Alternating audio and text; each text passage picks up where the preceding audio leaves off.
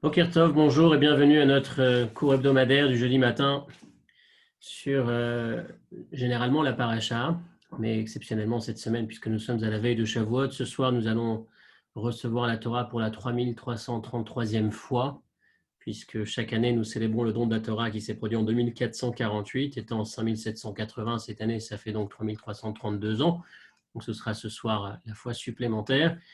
Et, comme pour chacune de ces fêtes, le fait de s'arrêter un instant avant la fête et de penser à ce qui se produit pendant cette fête, ça nous permet de vivre une fête différente, une fête plus riche, une fête avec beaucoup plus de sens, une fête de laquelle on sort transformé. Et pour ce faire, nous avons l'habitude depuis maintenant quelques années de nous arrêter sur un passage de la paracha ou du thème de la fête, en l'occurrence cette semaine les 10 commandements, et, et en fonction des difficultés qu'on va éventuellement analyser, on essaiera de trouver, c'est ce qu'on fait habituellement, on essaie de trouver un enseignement, une nouvelle lecture, une lecture avec une nouvelle dimension, un nouveau sens, une nouvelle énergie pour nous cette année, pour cette fête de Shavuot. Alors le plan du cours aujourd'hui, pour ceux qui voudraient garder le cap, ne pas se perdre, on va poser 3 questions qui paraissent des questions assez pertinentes, assez contraignantes, qui bloquent lorsqu'on regarde l'histoire. Et une fois qu'on aura passé ces questions, on passera une petite parenthèse concernant la tradition de consommer du lait, des plats lactés demain matin à Shavuot. Et puis enfin, on ira sur la réponse et l'enseignement que nous cherchons à en retirer. Il y a 3 éléments difficiles lorsqu'on lit l'histoire, lorsqu'on lit les commentateurs, les midrashim, autour du don de la Torah. 3 difficultés qu'on va rencontrer en lisant, en commençant par la première question finalement, c'est qu'est-ce qui s'est passé à Shavuot? Qu'est-ce qui s'est passé au don de la Torah? Pourquoi le don de la Torah? Pourquoi cet événement? Qu'est-ce qu'il représente véritablement? Vous allez me dire, je ne comprends pas la question. Le don de la Torah, qu'on ait enfin pu recevoir la Torah, c'est extraordinaire. Non, il y a un élément qui dérange.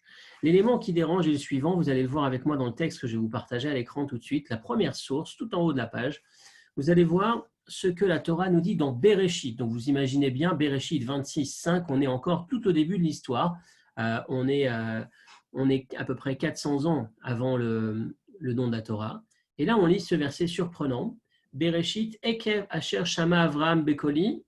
Dieu parle à propos d'Avraham comme étant quelqu'un qui a écouté sa voix, la voix de Dieu, Vayishmor, Mishmarti, et qui a observé mes commandements, mitzvotai, mes commandements, mes décrets, chukotai, vetorotai. Il y a 3 termes pour parler de commandements divins, mitzvotai, chukotai et torotai. Ma Torah, mes règles et mes commandements. Rashi s'intéresse sur ces 3 termes et s'interroge sur le pourquoi 3 termes différents. Qu'est-ce que chacun de ces termes cherche à définir? Mishmarti, Gezerot, chez Tiknu Chachamim, il y a même plus, j'ai dit 3, en vérité il y en a 4. Mishmarti, mitzvotai, chokotai et torotai. Donc Rashi va nous dire Mishmarti, Gezerot. Premièrement, il s'agit ici de règles qu'Avraham respectait. De quel type de règles? Les décrets d'ordre rabbinique, chez Tiknu Chachamim, ce que les Chachamim instaureront des années et des siècles après. Ils mettront des barrières, les hachaka à lazarot sheva Torah, en barrière sur les règles, les commandements inscrits dans la Torah. Kigon, par exemple, shniot la harayot, le fait il y a la Torah qui interdit certaines relations, il y a des barrières que les chachamim ont mis en second degré, si on peut dire, de relations interdites. L'exemple, c'est la Torah interdit d'avoir une relation avec sa mère, les chachamim vont ajouter la grand-mère, la tante. Enfin, il y a des éléments supplémentaires, shniot la harayot, des éléments en ajout, si on peut dire, dans les relations interdites. Shvut les Shabbats, ou alors les interdits d'ordre rabbinique à Shabbat, les barrières au Shabbat, par exemple le Mouktsé. Quel est le principe du Mouktsé? Mouktsé, ce sont les Chachamim qui nous ont interdit de déplacer certains objets avec lesquels nous sommes censés ne pas avoir d'utilité à Shabbat, pour lesquels, encore une fois, on n'est pas censé les utiliser. Et donc ces objets-là, le fait de les déplacer pourrait nous emmener à en arriver à transgresser Shabbat. Les Chachamim nous ont interdit de déplacer ces objets. Mouktsé. Et donc, ces règles-là, d'ordre rabbinique, les barrières rabbiniques, étaient déjà respectées par Avraham. C'est ce qui est en allusion dans le mot Mishmarti. Deuxièmement, mitzvotai, mitzvot, Rachid dit quels sont ces mitzvot, quel est le terme, qu'est-ce que vient ajouter le mot mitzvotai? Mitzvot et gioniot, les commandements logiques qui apparaissent dans la Torah. C'est ces fameux commandements que même en l'absence de mention d'eux dans la Torah, on les aurait respectés, par exemple le vol, le meurtre, etc. Chukotai, quel est le sens de Chukotai? Devarim sheyet serara, ce sont les règles irrationnelles sur lesquelles nous sommes systématiquement taquinés par les nations du monde. Pourquoi est-ce que vous êtes en train de réaliser des règles qui n'ont pas de sens, comme ne pas manger de cochon, ne pas se vêtir d'un vêtement fait à base de lin et de laine, etc., qui sont simplement des règles sans raison apparente. Torotai, la vie Torah chez Béalpé, quel est le sens du dernier mot, Torotai, dans la série de ces termes utilisés pour décrire ce qu'Avraham, le premier de nos trois patriarches, on est 400 ans avant le don de la Torah, respectait déjà. Torotai, c'est même la loi orale, ce que Moshe transmettra plus tard au Sinaï, qui n'est pas retranscrit dans le texte, mais à l'oral, et qui se retransmettra de maître en élève, d'année, de génération en génération, oralement. Ça aussi, Avraham le respectait. Donc, quand on lit ce verset, Mishmarti, Mitzvotai, Chukotai, Torotai, Avraham respectait toute la Torah jusqu'aux barrières rabbiniques. Et là, on se pose la question, dans ce cas, qu'est-ce qui s'est passé? Le Sissivan, qu'est-ce que nous allons célébrer ce soir, demain, après-demain? Quel est le sens de cette fête décrite dans la Torah, dans ses moindres détails, avec le spectacle miraculeux, son et lumière qui accompagnait la descente de Dieu sur terre, l'apparition et la prononciation de ces 10 commandements? Finalement, qu'est-ce qui s'est véritablement passé? Puisqu'on avait déjà tout. On a déjà tout dans l'histoire d'Avraham dans cette première source. Continuons la seconde source, Bereshit 18. Alors, celle-ci, elle est un peu plus tôt dans l'histoire. Mais en tout cas, l'histoire est la suivante. Avraham reçoit ses fameux invités. Les 3 invités qu'il prenait pour des paysans qui n'étaient pas forcément de sa famille, de sa tradition, de sa foi, puisqu'on va dire qu'il les prenait pour des Arabes qui passaient par là, et il va les recevoir chez lui. Le jour où il faisait très chaud, le 3e jour de sa circoncision, il se trouve qu'il va les inviter, il va leur servir, le texte nous dit, il va leur servir du beurre, du lait, puis de la viande. Et Vehu Omed Alehem. Et pendant tout le repas, il était présent, en train de se tenir à côté d'eux. Et le Ben Ishraï pose la question, il pose 2 questions, enfin, il y a 2 questions qui se posent sur ce texte. Premièrement, le plat le plus important par lequel on souhaiterait honorer nos invités, c'est d'abord la viande. Il n'y a pas plus beau, plus chic, plus délicieux, si on peut dire, plus important que de la viande. La viande est bien plus importante que du lait ou du beurre. Pourquoi est-ce qu'on reçoit ses invités par des petites choses alors qu'on pourrait leur donner des choses bien plus importantes? Et donc, il va donner la réponse suivante. Parce que s'il allait servir à ses invités de la viande en premier, ils auraient dû avoir à attendre longtemps avant de pouvoir prendre le plat lacté. Et donc, il commence d'abord par le lait pour qu'il puisse ensuite consommer la viande avec beaucoup moins de temps, parce que comme vous le savez, après de la viande, on doit attendre 6 heures pour pouvoir consommer du lait ou des plats lactés, alors qu'après des plats lactés ou du lait, il nous faut attendre beaucoup moins, selon la halakha stricte. Sur la plupart des plats lactés, il suffit de se rincer la bouche, de boire quelque chose, d'attendre de séparer les repas et ensuite on peut attaquer la viande, ou la version la plus stricte ou la plus exigeante, c'est 1 heure de séparation entre le lait et la viande, donc, quand on commence par le lait, pardon. Donc Avraham a fait attention, selon le Ben Ishraï, de servir à ses invités non juifs, ses invités qu'il ne connaît pas. Il leur sert d'abord du lait pour pouvoir leur servir de la viande, puis il ne s'arrête pas là. Et qu'est-ce qu'il fait à côté d'eux? Les commentateurs posent la question, quand on reçoit des invités, qu'on les regarde, qu'on reste à côté d'eux, qu'on se tient, en les regardant, on les gêne, on les empêche de se sentir confortables et de consommer convenablement. Pourquoi est-ce qu'ils restent à côté d'eux? Vehu, Omed, Alehem, le texte dit, il était juste à côté d'eux, il se tenait devant eux pendant qu'ils mangeaient. Et la réponse que nous donne le Ben Ishraï, c'est parce qu'il voulait passer du temps avec eux, discuter avec eux. Donc il parlait de la pluie et du beau temps avec ses invités pendant qu'ils mangeaient, pour s'assurer qu'ils n'allaient pas commettre l'erreur de mélanger la viande avec le lait. Ils ont pris du lait pour s'assurer que le lait soit terminé, qu'ensuite ils passent à la viande et qu'ils ne repartent pas en arrière. Il était avec eux, il vérifiait, je reprends le texte, chez Avraham Aya Shomer Alehem, il faisait la fonction de Shomer, de surveillance, si on peut dire, qui ne mélange pas entre le lait et la viande. Donc nous nous apercevons que Avraham respectait tout pour lui, mais Avraham respectait déjà les règles de séparation du lait et de la viande pour ses invités non juifs. Donc, tout était connu. Je vais aller encore une référence supplémentaire dans le sujet. Bereshit 27. Donc on est un peu plus loin dans l'histoire. C'est le deuxième de nos patriarches, Yitzhak, qui s'adresse à son aîné, Esav, qui finalement ne restera pas sur le chemin de ses parents, qui ne suivra pas, qui ne sera pas dans la tradition juive, puisque c'est Yaakov, le troisième patriarche, et pas Esav. Et Yitzhak s'adresse à Esav, son aîné, il lui dit Vaikra et Esav beno Agadol. On est le jour de son 73e anniversaire, si ma mémoire est bonne. Il va lui demander d'aller lui préparer un bon petit plat pour qu'il puisse lui donner une bénédiction, la bénédiction de la fin de sa vie à Esav. Et donc, il va lui dire Veata sana keliecha, va chercher tous tes ustensiles, teliecha vekashtecha, ton arc à flèche, tes moyens de saisir, d'attraper, de chasser un animal. Vetsea Sadeh, va dans le champ, sort dans le champ. Vetsoudali Tsaïd, et va chasser pour moi. De quoi me préparer un repas, etc., etc. La suite étant, et en contrepartie, je te donnerai une bénédiction avant de mourir. Et donc, il y a beaucoup de mots, et on sait que la Torah est précise dans ces mots, pour dire simplement apporte-moi de la viande. Il y avait plus court que Sana Cheliecha, va prendre tes ustensiles et toute une série d'ustensiles, va dans le champ, va chasser pour moi. Dis-moi, apporte de la viande. Et ensuite, il trouve le moyen qui lui convient. Non. Rashi va dire Sana Lashon Shraza. Premièrement, je veux que tu aiguises ton couteau. Je veux que tu aiguises ton couteau parce que je veux que tu fasses une shrita keshera. Je veux que cette bête soit abattue selon le rite, selon l'abattage rituel, en respectant les règles, le couteau parfaitement aiguisé pour ne pas que l'animal ait à souffrir, etc. Il faut que ce soit kasher, il faut que ce soit selon les règles. Vetsoudali, je veux que tu ailles le chasser. Je ne veux pas que tu ailles voler cette bête. Je ne veux pas que tu voles, je veux que ce soit des animaux sauvages en liberté desquels tu vas finalement t'approprier. Et donc, duquel tu vas préparer ce repas. Et donc, dans ce contexte-là,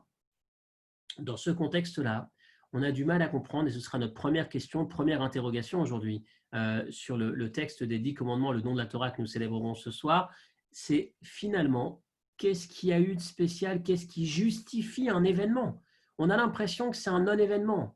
La Torah était connue, respectée, depuis Abraham chez lui à la maison, Abraham chez ses invités à l'extérieur, Abraham chez ses descendants qui ne font même pas partie de la lignée juive, si on peut dire. Esav qui quitte le chemin. Même par rapport à Esav, on va attendre de lui qu'il respecte les règles, des règles que nous recevons finalement le jour du don de la Torah. Et donc on se pose la question, pourquoi cet événement?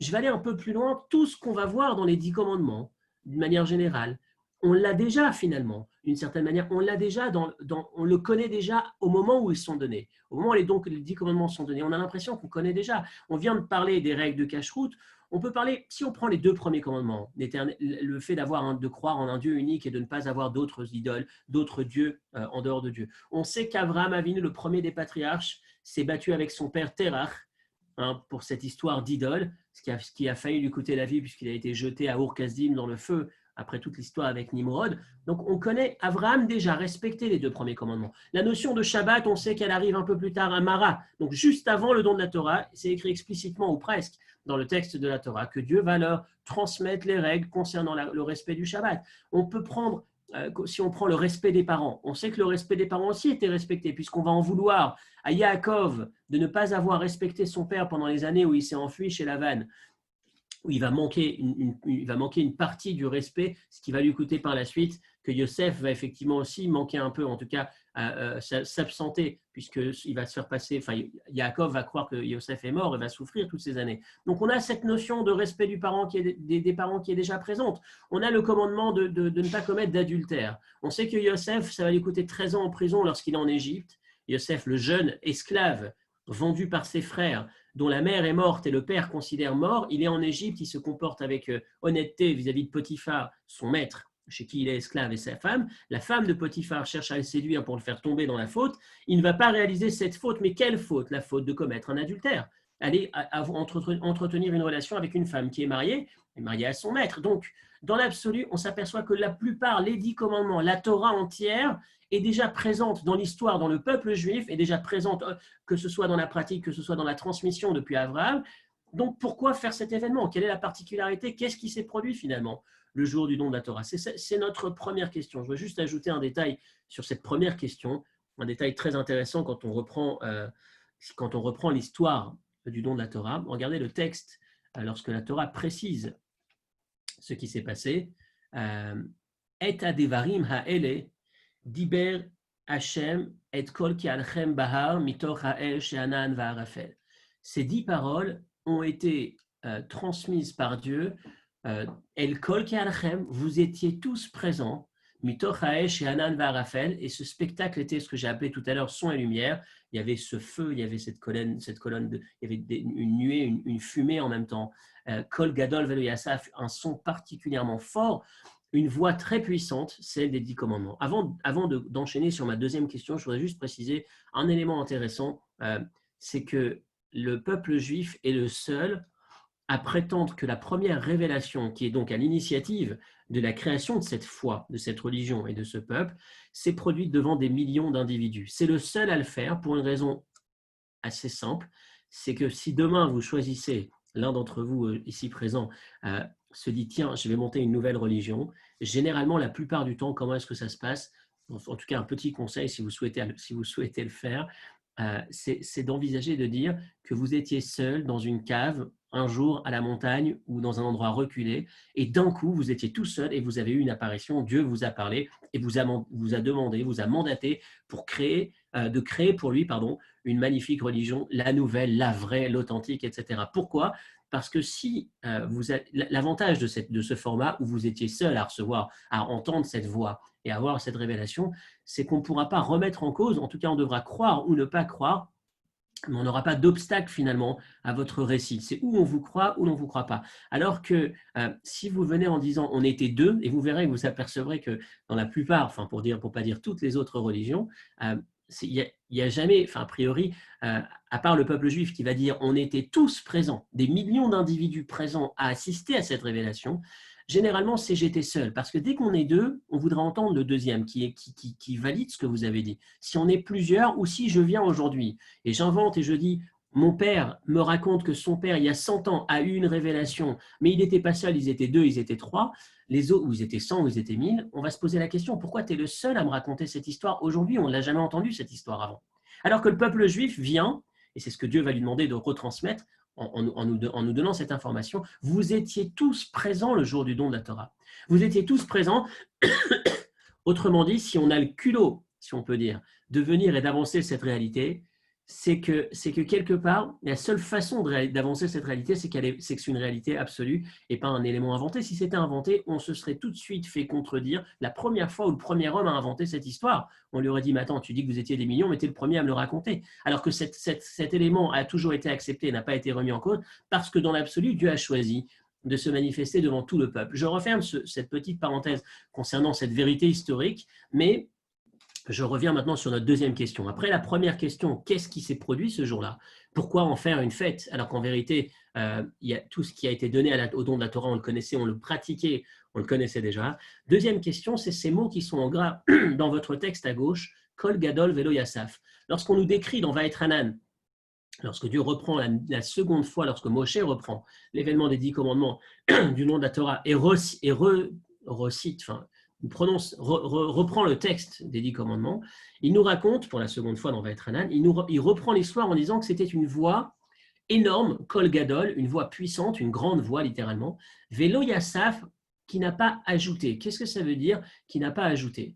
Donc il y a 3 avis sur ce Velo Yassaf, on ne sait pas, littéralement ça ne veut pas dire grand-chose. Donc premier avis dans Shemot Rabbah, donc dans le Midrash, on nous rapporte l'avis de Rabbi Yochanan.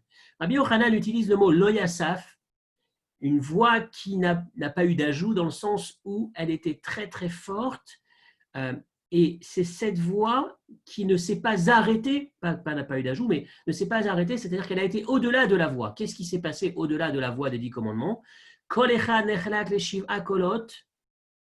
Il dit c'est une voix qui s'est divisée en 7 voix, qui ensuite, c'est chacune de ces 7 voix en 10, ce qui a donné les 70 langues. Autrement dit, c'était une voix où tout le monde, chacun a pu entendre sa version, pas la version, mais la langue.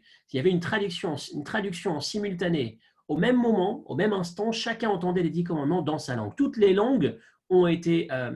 tous les 10 commandements ont été retranscrits dans toutes les langues. Et il apprend ça de Velo Yassaf, cette voix qui allait au-delà de la voix, qui allait beaucoup plus loin que la voix. Dans la même voix, il y avait un miracle et c'était 70 traductions en simultané. Chacun l'a entendu dans sa langue. Premier avis. Rabbi Shimon ben Akish Amar, Non, Rabbi Shimon ben Lakish donne un autre avis. Lo Yassaf, c'est une voix qui a continué à raisonner. Qu'est-ce qui s'est passé par la suite? Quelle a été la suite de cette voix? C'est une voix tellement forte qui avait en elle le pouvoir de prophétie de toute l'histoire de nos prophètes. Mimenu itnabeu kol hanevim. Dans les 620 lettres, dans le texte court, relativement court des 10 commandements, il n'y a pas que les 10 commandements, mais il y avait dans cette voie, miracle, dans cette voie, il y avait aussi tous les supports, tout ce qui sera par la suite retransmis par la prophétie à nos prophètes de l'histoire du peuple juif. Donc, Velo Yassaf, ce terme qui veut dire qu'il y avait une dimension supplémentaire dans la voix, soit une dimension supplémentaire, premier avis, la traduction en simultané, donc plus que la voix et ses traductions, soit la voix des 10 commandements, mais plus que les 10 commandements, toutes les prophéties étaient présentes dans ce texte des 10 commandements. C'est donc les deux premiers avis. Vient le troisième avis qui est attribué au nom de Rabbanan, Rabbanan qui veut dire au pluriel les maîtres, les autres sages, donc tous les autres, en dehors de Rabbi Yochanan et Rabbi Shimon ben Lakish, pensent que Velo Yassaf veut dire simplement il n'y a pas eu d'ajout, il n'y a eu qu'une seule voix, cette voix n'a pas eu d'écho. Cette voix était forte, mais normalement une voix forte dans le désert va forcément avoir un écho. Un écho, c'est justement, l'écho est justement la conséquence de la puissance de la voix qui va résonner sur les obstacles qu'elle rencontrera tout au long, le moment où elle arrive, à un moment donné, un obstacle dans le désert. Normalement, plus la voix est puissante, plus l'écho est puissant. Et bien, Velo Yassaf, le texte nous dit non, miracle, dans ces 10 commandements, il n'y a pas eu d'écho. Notre deuxième question est la suivante, comment se fait-il que, et c'est ça a l'air d'être l'avis majoritaire, Rabbanan, ça a l'air d'être l'avis tranché, si on peut dire. Les Chachamim vont nous dire quel est le sens de ce détail supplémentaire qu'ajoute Moshe dans le récit des 10 commandements. Il le précise, il y a eu un miracle, Kol Gadol Velo Yassaf. La voix était très forte, mais elle n'a pas eu d'écho. Mais où est le miracle? Quel est l'intérêt de nous raconter ça? Et pourquoi Dieu a fait que ce soit produit de cette manière? Si la voix est forte, si les 10 commandements sont forts, si la voix de Dieu transcende et particulièrement impressionnante, avec tout ce spectacle auquel on assiste, alors au contraire, elle aurait dû avoir un écho. Qu'est-ce que ça représente, cette notion d'absence d'écho? Et pourquoi est-ce qu'on en fait la version définitive, en tout cas la version retenue, la troisième version, celle de la majorité, concernant le détail que la Torah précise, Velo Yassaf? C'est important de préciser, attention, dans ces 10 commandements, il n'y a pas eu d'écho. Notre seconde question aujourd'hui, puis enfin notre troisième question, une troisième question sur laquelle on va un petit peu élaborer, on va un tout petit peu plus développer, mais ensuite je résumerai de manière à ce que le plan du cours soit clair, qu'on puisse partir avec des idées claires et précises. La troisième question est toute simple. Comment se fait-il qu'à Shavuot, nous célébrons la fête à travers de la nourriture? Nourriture, un plat de viande, alors vous allez me dire les plats lactés, on en reviendra juste après, ce sera le point entre parenthèses, comme j'ai donné dans l'introduction, le plan du cours, j'ai dit 3 questions, et avant d'arriver à la réponse, une petite parenthèse, une pause par la raison des coutumes, en tout cas 2 raisons de la coutume, 2 raisons supplémentaires à celles qu'on connaît, qu'on a déjà abordées les années précédentes concernant la coutume de prendre des plats lactés, de consommer des plats lactés à Shavuot.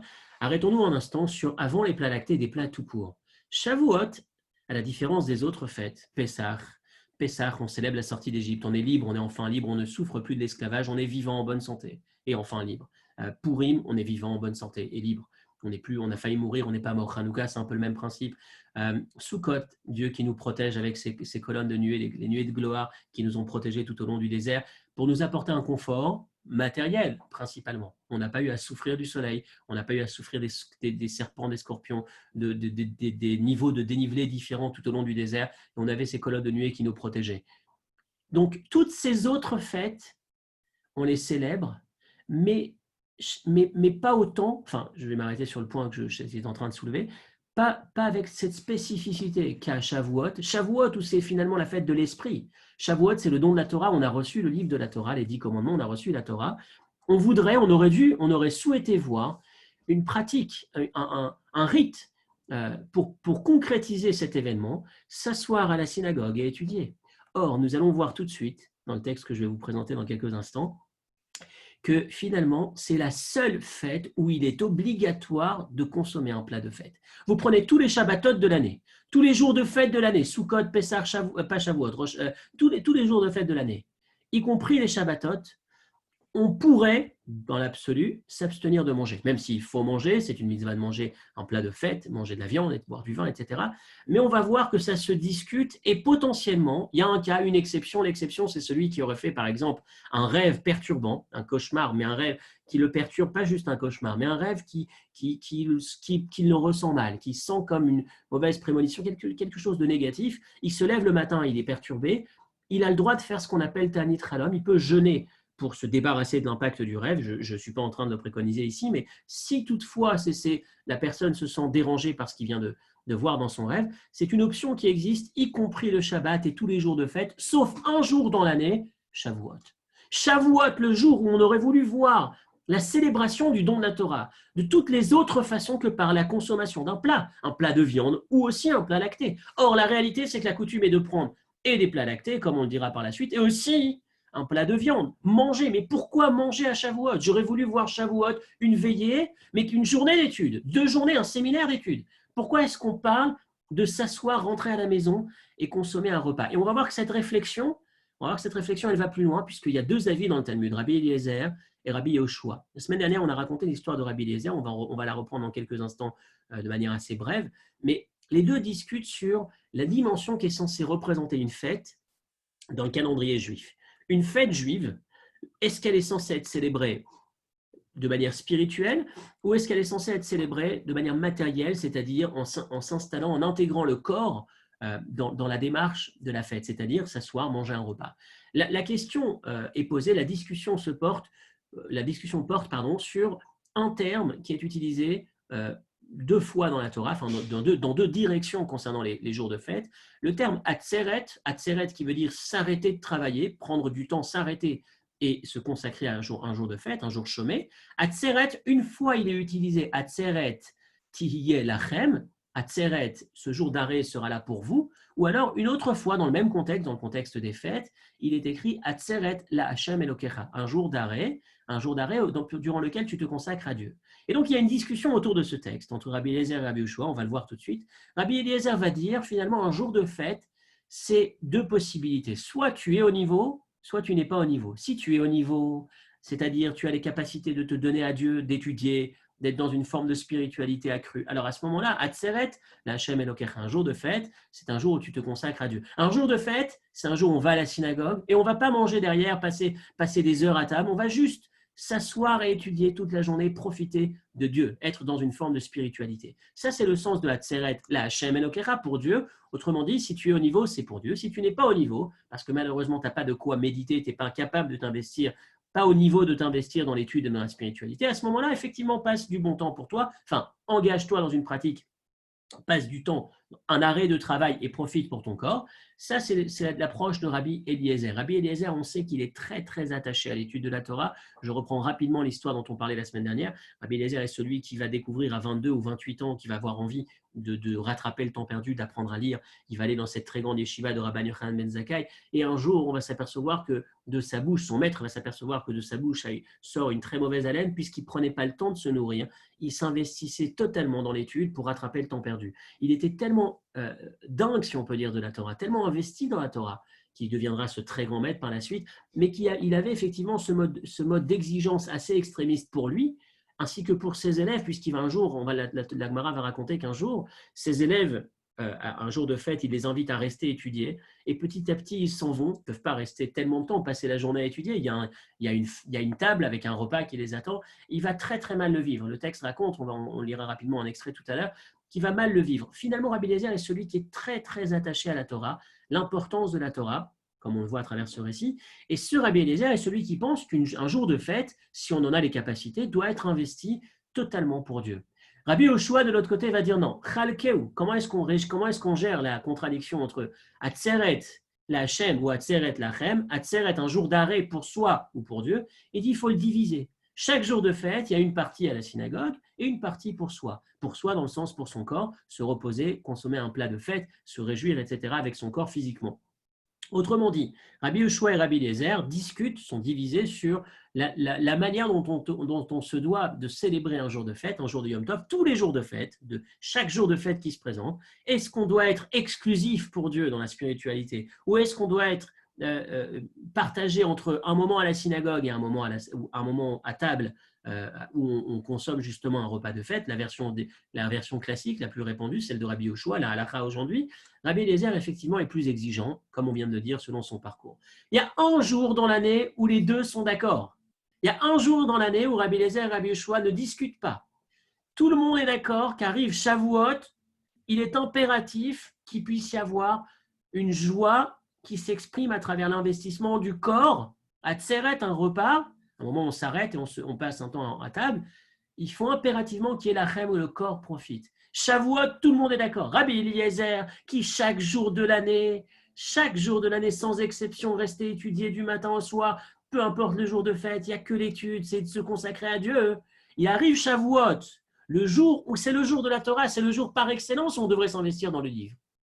Il dit non, je suis d'accord avec mon collègue, je suis d'accord que ce jour-là, on est obligé de s'arrêter et de manger. C'est le seul jour où on ne peut pas jeûner, c'est le seul jour où Rabbi Eliezer s'arrêtait, si on peut dire, pour aller prendre un repas de fête, un repas digne de ce nom, un bon repas, pour se réjouir le jour de Matan Torah. Et là, on se pose la question, comment, du don de la Torah, on arrive à la viande de bœuf? Quel rapport entre le bœuf? C'est grossier. Comment est-ce qu'on descend de cette spiritualité intense, la manifestation de Dieu sur terre? Le seul jour où on aurait voulu se voir investi dans le livre, c'est Shavuot. Et non, on va nous dire c'est impératif, qui que tu sois, peu importe l'envie que tu as, tu dois t'arrêter. Même Rabbi Eliezer, qui toute l'année n'est pas d'accord, ce jour-là, il pense que c'est impératif. Pourquoi? Comment? Qu'est-ce qui se cache derrière ce texte? Alors, prenons la dernière source dans nos questions aujourd'hui. C'était donc le Pesachim Samerchet. Je vais le prendre rapidement. Pesachim 68 dans le Talmud. Rabbi Eliezer nous dit Rabbi Eliezer a dit à Yom Tov, il y a deux options. Soit j'étudie, soit je mange. Et donc, son avis, c'est comme je le disais tout à l'heure, soit je suis au niveau, soit je ne le suis pas, mais il faut impérativement qu'il y ait un repos, un arrêt, soit dans le matériel, soit dans le spirituel. Rabbi Yoshua il dit non, moitié-moitié, une partie à la synagogue, une partie à table. Ama Rabbi Yochanan va nous dire, les deux déduisent ça du pasuk Atzeret, la fameuse contradiction. Atzeret, la Hachem, un arrêt pour Dieu, ou Atzeret, la Chem, un arrêt pour vous. Rabbi Eliezer, il pensait ou tout pour Dieu, ou tout pour soi. Rabbi Yoshua, il dit on divise. Donc Rabbi Eliezer, c'est en fonction de ton niveau. Rabbi Yoshua, c'est partage. Une partie à la synagogue, une partie à table. Amar Rabbi Elazar, regardez la dernière phrase qui est en gras ici. Rabbi Elazar conclut suite à cette discussion. Hakol Modim, tout le monde est d'accord, les deux sont tout à fait d'accord que Be'at Seret, à la fête de Shavuot, Debaïn Annami Lachem, qu'on est obligé, qu'il y ait le corps qui soit impliqué, qu'il y ait un repas de fête. D'où est-ce que l'on sait ça? Parce que c'est le jour, pour quelle raison? Yom Shenit Nabot Torah, où c'est le jour où la Torah a été donnée. Et Rashi nous dit, Lehaot Shenoach Umekuba Yom Zel et Israël Shenit Nabot Torah, afin de montrer combien est-ce que c'est plaisant, combien je me réjouis, combien j'apprécie le fait que ce jour-là, j'ai reçu la Torah. Comment est-ce qu'on exprime son appréciation? Comment est-ce qu'on exprime sa joie en s'investissant, en allant manger un bon repas, parce qu'effectivement, quand on n'est pas joyeux, quand on est plutôt triste, on a moins d'appétit, on est capable de développer cet appétit quand on est effectivement dans un état émotionnel positif, agréable, large, effectivement, le sens de ce don de la Torah. Et notre question est, Hadavar Tamoua, alors Rabbi pose la question, moi, des Pessah Sukkot, la fête de Pessah et Sukkot, paradoxalement, ce sont des fêtes où nous avons été sauvés matériellement, Dieu nous a gratifiés physiquement. Hacherud Meshibud Mitzrayim, la libération de l'esclavage égyptien. Nes Anane Kavod, le miracle de ces colonnes de nuée qui nous ont protégés tout au long du voyage dans le désert du soleil et de tout ce qui pouvait nous embêter. Et on peut malgré tout célébrer toutes ces fêtes en jeûnant. L'histoire de celui qui a fait un mauvais rêve, il a le droit de jeûner parce que pour lui, sa joie à lui, c'est de jeûner pour se débarrasser de ce souci. Donc on peut le faire toutes les fêtes alors qu'on a été sauvé ou la fête représente un miracle qui a une dimension matérielle et corporelle. Alors que la fête de Shavuot, qui justement à l'opposé, Metzayen Kulo Chesed Ruchani, représente une bonté spirituelle, ce qui s'est produit à Shavuot, c'est le don de la Torah. Le don de la Torah étant un événement qui touche principalement l'esprit, la spiritualité. Kashon Davka Imachila Veshtia. Comment est-ce qu'on peut comprendre que ce soit ce jour-là qui soit précisément concerné, lié par manger et boire? Je joins le geste à la parole. En tout cas, comment se fait-il, comment comprendre cette anomalie apparente, en tout cas, pourquoi? Donc, c'était donc notre troisième question. Je reprends. Première question, qu'est-ce qui s'est passé? Pourquoi l'événement alors qu'on avait déjà tout avant? Deuxième question, pourquoi l'absence d'écho? En quoi est-ce que c'est important et pourquoi est-ce que c'est celle-ci qui est mentionnée comme miracle? Et enfin, pourquoi célébrer Shavuot à travers un repas? Une fois qu'on a nos 3 questions établies, je pense que ce sont des questions importantes, en tout cas des questions qu'on a du mal à dépasser facilement, mais c'est des questions qui vont nous permettre finalement de revoir la fête sous un angle différent. Ces 3 questions, on s'aperçoit bien, on le verra dans quelques instants, qu'elle nous pousse à redéfinir l'événement du don de la Torah, ou en tout cas dans une dimension peut-être différente de celle qu'on aurait pu avoir, ou en tout cas mettre l'accent sur cet aspect de la fête. Et c'est ce qui nous permettra de nous y préparer davantage, de la ressentir et de la vivre différemment, et de sortir de cette fête différent. Et ce que je souhaite, mon souhait aujourd'hui, est qu'à travers cette étude, la fête de Shavuot de cette année est tellement spéciale. Après ces mois de confinement, de crise, de période où le monde s'est arrêté, un événement, un monde qu'on n'a pas connu depuis plus d'un siècle finalement. Ça fait quoi, 103, entre 102 et 103 ans qu'on n'a pas connu une période aussi terrible, aussi particulière, je dirais, avec une crise aussi intense. On est dans une période où on a des récits un peu sur la toile de différentes personnes. Je lisais cette semaine une des vedettes israéliennes qui est très très loin de la pratique religieuse et qui avait du mal à s'identifier ou à se sentir proche du public religieux et qui a totalement viré cette semaine. En tout cas, j'ai vu le reportage cette semaine où il y a une prise de conscience, il se met à pleurer, il arrive plus à s'arrêter de pleurer pendant de longues heures, une fois qu'il a eu cette prise de conscience du drame que cause cette division dans le peuple, en Israël en particulier, entre le monde religieux d'un côté et le monde non religieux, celui qu'on appelle non religieux de l'autre côté, et cette haine par laquelle il a été nourri et peut-être à laquelle il a contribué toute sa jeunesse. Il se dit, c'est pas possible, il faut que ça change, et il y a une prise de conscience terrible, et un changement de vie. On parle d'une star qui va jusqu'à dire, même si aujourd'hui je suis encore investi dans le matériel, j'ai acheté une belle voiture, mais je vais la vendre. J'ai mes valeurs, mon échelle de valeurs qui est en train de changer. Il est nécessaire qu'il y ait une prise de conscience qui soit faite, et c'est ce qu'il fait lui à l'écran devant la journaliste qui l'interroge. C'est assez prenant, et je pense que pour nous, pour en revenir à Shavuot, il nous faut impérativement que cette fête, la fête de Shavuot cette année, je vais dire la fête de Shavuot post ou presque post-Covid, puisse nous inviter à une réflexion, à un Shavuot différent. Je pense que ça serait intéressant, ce serait riche de s'arrêter et de dire, ce Shavuot, je vais sortir différent, je vais passer le pas. Il y a une zone qui n'était pas touchée jusque-là par Shavuot, ou par mon judaïsme en général. Et je vais faire en sorte que cette année, je vais pousser d'un cran, je vais aller jusque dans cette zone que je laissais déconnecter de mon judaïsme ou de Dieu, celle que je gardais pour moi, si on peut dire. Et je vais essayer de faire en sorte de pousser un tout petit peu plus, qu'en sortant de cette fête cette année, je puisse véritablement recevoir la Torah, mais la recevoir un tout petit peu plus dans une zone supplémentaire. Et c'est ce qu'on va essayer de faire à travers notre étude aujourd'hui. Je finis donc par le point que je souhaitais aborder rapidement, parce qu'il est un peu tard, mais je l'ai annoncé tout à l'heure dans l'introduction, dans le plan. On parle de manger, la difficulté que ça présente, le fait que la fête de Shavuot que l'on mette l'accent sur le fait d'avoir à manger un bon repas. Je reviens un tout petit instant sur les plats lactés, l'origine des plats lactés, la source, la racine, et l'explication qui nous est donnée, ou les explications, il y en a plusieurs, il y en a même beaucoup.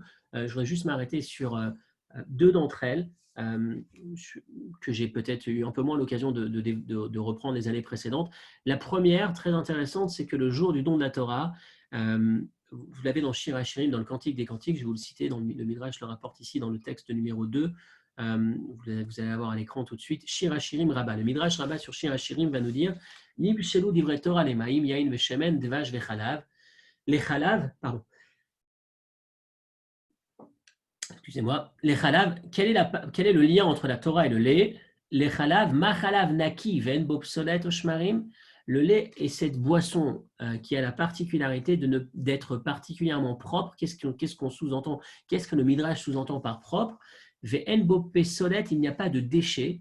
Shmarim, où vous avez des résidus. Quand vous prenez du vin ou du jus de raisin, il y a des résidus à la fin qu'on ne va pas consommer. Quand vous prenez de l'huile, il y a toute une partie de l'olive qu'on ne va pas consommer. Quand vous prenez n'importe quel jus de manière générale, il y a ce qu'on va avoir, il y a le jus et il y a les déchets desquels on va se séparer. Quand on prend par contre le lait, bien que je ne sois pas expert en produits laitiers, mais je pense, enfin, de la petite conception que j'ai autour du lait et des produits laitiers, on va avoir le lait, on va avoir la crème fraîche, on va avoir les fromages, on va pouvoir exploiter, si on peut dire, la totalité de ce qu'on va recevoir de ce lait, de ce liquide, de cette boisson. Et la Torah est censée représenter la même chose.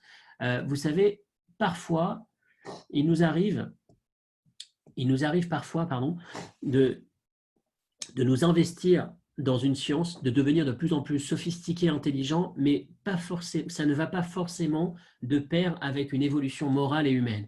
La Torah est censée, je dis bien censée, je pense que c'est censé être le cas, parfois ça ne l'est pas, mais en tout cas, la vraie Torah, la Torah authentique et la bonne étude de Torah est censée toujours nous emmener vers une perfection humaine aussi. La Torah, il n'y a pas de déchets, il n'y a pas d'effets secondaires négatifs indésirables. Quand on étudie la Torah, tout est bon. C'est-à-dire que ce n'est pas simplement un enrichissement intellectuel, ce n'est pas un enrichissement en termes de connaissances ou d'intelligence, mais c'est surtout, et en parallèle, en même temps qu'il y a cet enrichissement, il y a aussi cette finesse, cette gentillesse, cette amélioration de son caractère, amélioration de sa personne en général. En tout cas, c'est ce que c'est censé être l'étude de la Torah, à l'image du lait, où il n'y a pas de déchets, tout est 100% positif. Donc ça, c'est la première idée. On célèbre le don de la Torah à travers des plats lactés, le lait, la Torah qui fait référence au lait. Première idée que je vous souhaitais ajouter aujourd'hui, je pense qu'on ne s'est pas arrêté sur cet aspect-là les années précédentes. Deuxième idée aussi très jolie que j'ai lue sur l'idée du lait à Shavuot, c'est que si on reprend rapidement l'enseignement de la semaine dernière qui mettait l'accent sur le temps, l'importance du temps, la mission, le sens qu'on se doit d'avoir au niveau de chaque jour qui se présente à nous, chaque minute qui se présente à nous. Vous vous souvenez, on a parlé un petit peu de la retraite aussi dans cet esprit, la valeur du temps, l'importance du temps et le sens du temps. Dans cette dimension, il y a 365 commandements négatifs et on nous dit que un des commentaires attribué au nom du, si ma mémoire est bonne, le Zohar, nous dit que effectivement, Rabbi Chaim Vital rapporte apparemment ça revient au nom du Zohar, qui est effectivement 365 commandements négatifs qui font référence d'une certaine manière aux 365 jours du calendrier solaire, dans lequel ce serait comme si chaque jour a son commandement. Et un peu comme l'esprit de la semaine dernière, chaque jour a son commandement, chaque jour on est censé y inscrire du sens, réaliser une mitzvah. Ici, c'est dans l'aspect négatif, 365, chaque jour celui sur lequel on va s'arrêter davantage ou en particulier.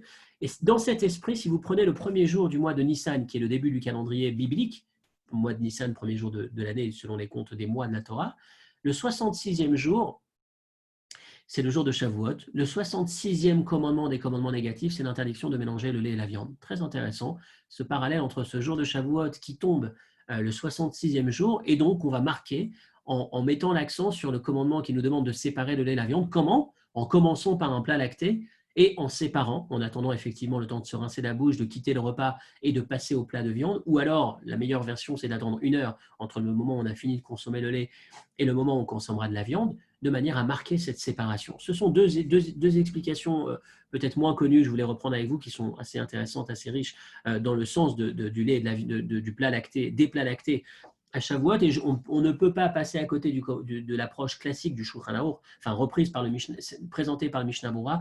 Vous l'avez ici dans le Siman Taf Tzadik Dalet 494, le Mishnah Berurah de Chafetz Chaim dans la note 12 nous dit, au moment du mont Sinaï, ils reçoivent la Torah, ils entrent chez eux à la maison, ils ne savent pas comment manger, puisque tout ce qu'ils avaient, manger viande, ça n'est pas possible, puisqu'on vient de leur parler de la shrita, on vient de leur parler de l'abattage rituel, on vient de leur parler de la cachérisation de la viande, etc., etc. Et donc finalement, ils vont au plus simple, ils prennent du lait, et c'est la raison pour laquelle aujourd'hui on prend des plats lactés pour reprendre un peu, la coutume, enfin ce qui s'est produit le jour du don de la Torah, et à l'image de ce qu'ils ont fait, nous faisons la même chose aujourd'hui en prenant des plats lactés. C'est la version la plus répandue. Je vais ajouter une toute petite note et on finit là-dessus sur le sujet du lait.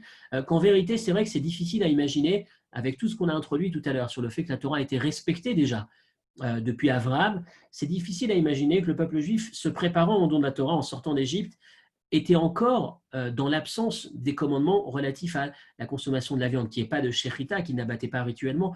Ça nous est difficile à imaginer. Et le commentaire qu'ajoute le rabbi, et je termine là-dessus, c'est qu'en fait, il faisait déjà, il respectait tout, tout était cachère, mais vu que le moment du don de la Torah, c'est le moment où on récupère cette identité juive, le statut halachique de juif, il y a une forme de, il y a comme une forme de conversion qui s'opère au moment où on reçoit la Torah, au moment du Sinaï. Donc, même si ce qu'on avait avant, c'était techniquement cachère, mais il y avait un détail majeur manquant, absent, c'est que finalement, pour être cachère, il faut que toutes ces règles de cacheroute aient été pratiquées par un homme, un individu qui a le statut de juif. Or, même si tout était pratiqué convenablement, il n'avait pas encore la totalité de ce statut halachique de juif, puisque ça n'est qu'au don de la Torah qu'ils vont l'avoir, ce qui fait qu'une fois qu'ils viennent de recevoir la Torah, ils ne peuvent plus consommer de la viande abattue la veille par eux-mêmes, puisque c'est de la viande abattue par une personne qui n'entre pas dans les critères validant l'abattage rituel de la viande, de la bête, puisqu'ils n'étaient pas dans ce statut. Donc, ce qui fait qu'ils vont se remettre sur le lait, ils vont se remettre au lait, bien qu'ils séparaient le lait, la viande, etc. Mais ils ont pu prendre des plats lactés, puisqu'il n'y avait pas effectivement, il n'y avait pas besoin de cette préparation au préalable réalisée par un individu qui a le statut halachique de juif. Donc, je referme la parenthèse. C'était donc le sujet de la racine, de quelques-unes des racines, des explications concernant la coutume que l'on a de consommer des plats lactés à Shavuot. Et j'en reviens enfin donc je reprends ma dernière question. Pourquoi des plats lactés? Pourquoi des plats de viande? Pourquoi des plats tout court? Pour célébrer Shavuot, j'aurais voulu tout sauf l'investissement dans la nourriture une nouvelle fois. Venons maintenant à la réponse. Donc après nos 3 questions, essayons d'aller donc faire la réponse, le sens nouveau, pas nouveau, mais supplémentaire, la dimension de plus que je voudrais ajouter cette année avec vous concernant la fête de Shavuot et le don de la Torah, ce qu'on va essayer d'emporter de Shavuot, ce avec quoi on va partir de Shavuot, la dimension supplémentaire qui est censée nous renforcer dans notre judaïsme au quotidien. Je voudrais commencer avec une histoire, une image.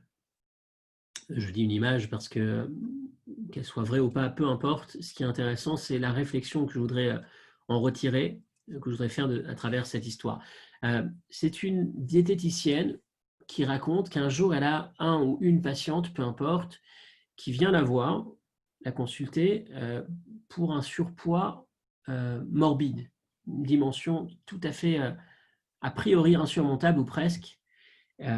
La personne, une jeune personne qui a atteint ce poids qui la menace physiquement, lui demande une solution, elle veut mettre un terme à cette obésité morbide et elle demande son conseil, son suivi.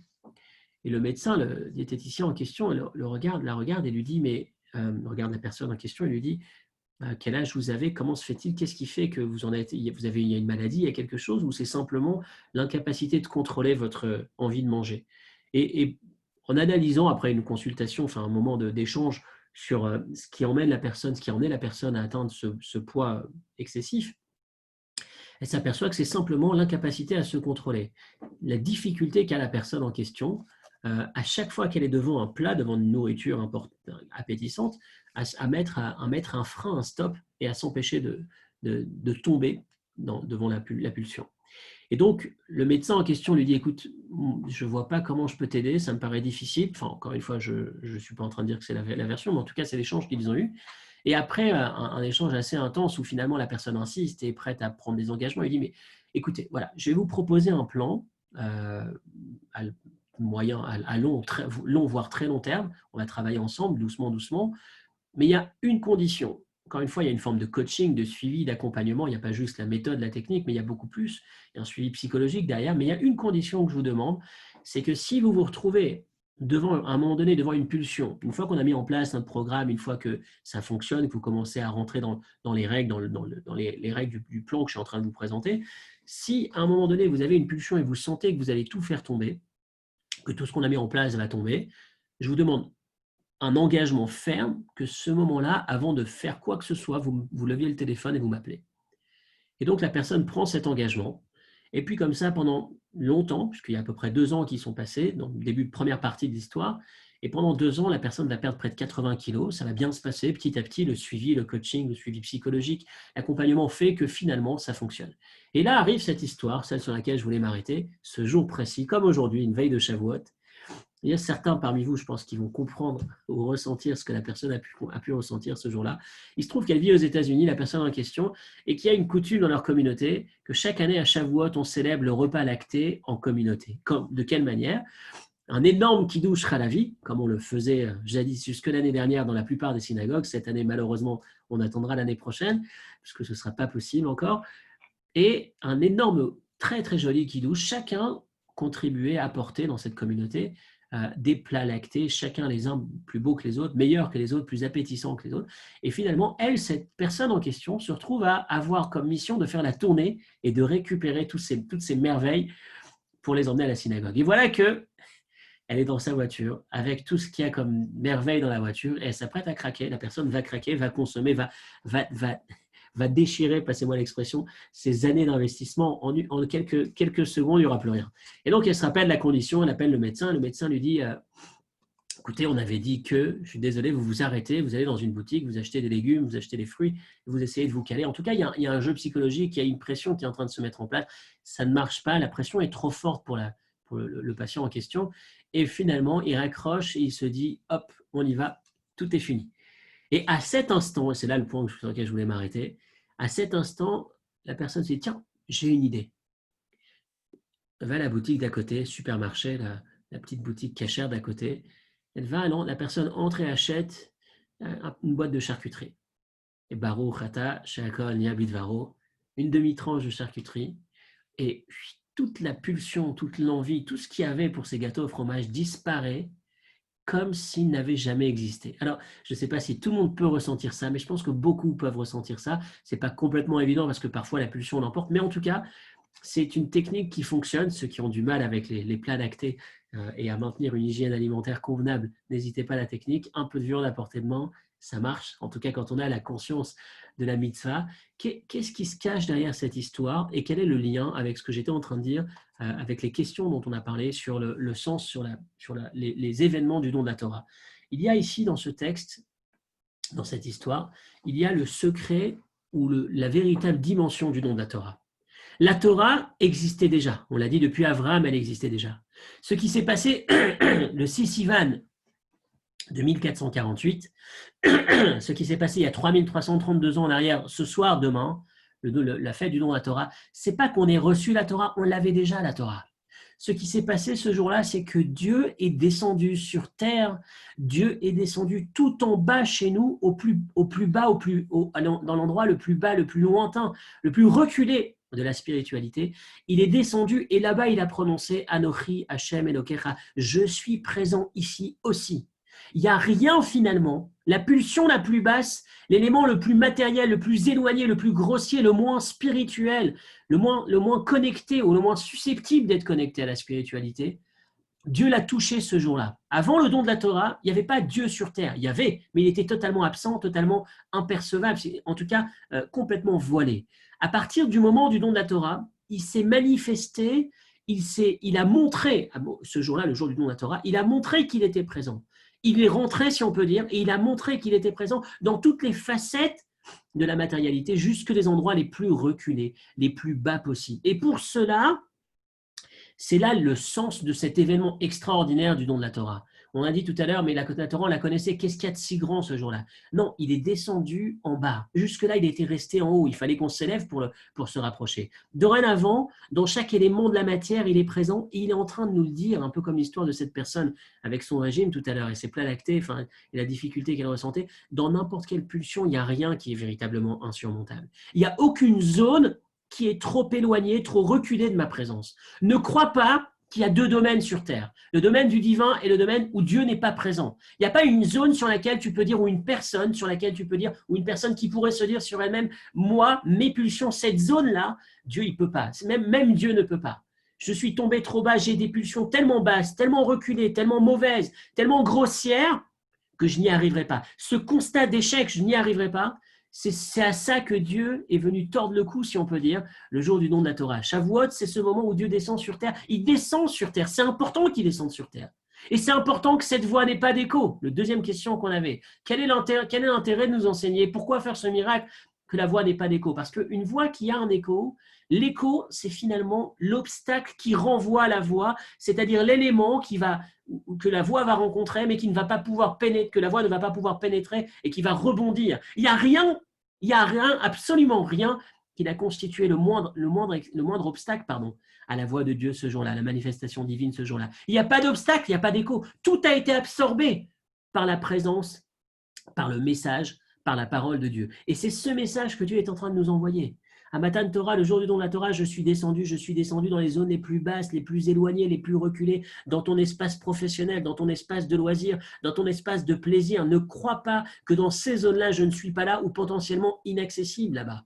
Ne crois pas que tu es tombé trop loin, tu es trop reculé pour pouvoir laisser entrer Dieu. Dieu n'est pas présent exclusivement là où on le laisse entrer. Dieu est présent aussi dans ces zones dans lesquelles on pense qu'il ne peut pas entrer. Depuis le moment du don de la Torah, du moment du Sinaï, de l'événement du Sinaï, il n'y a pas eu d'écho, il n'y a pas une zone, il y a même le minéral, même pas seulement l'animal, le végétal, l'humain, mais même le minéral, même l'élément le plus inerte, le plus mort, sans vie, sans énergie, il a été aussi pénétré et n'a pas constitué d'obstacle à la voix de Dieu, n'a pas pu faire d'écho, n'a pas pu avoir d'écho, puisque tout a été pénétré.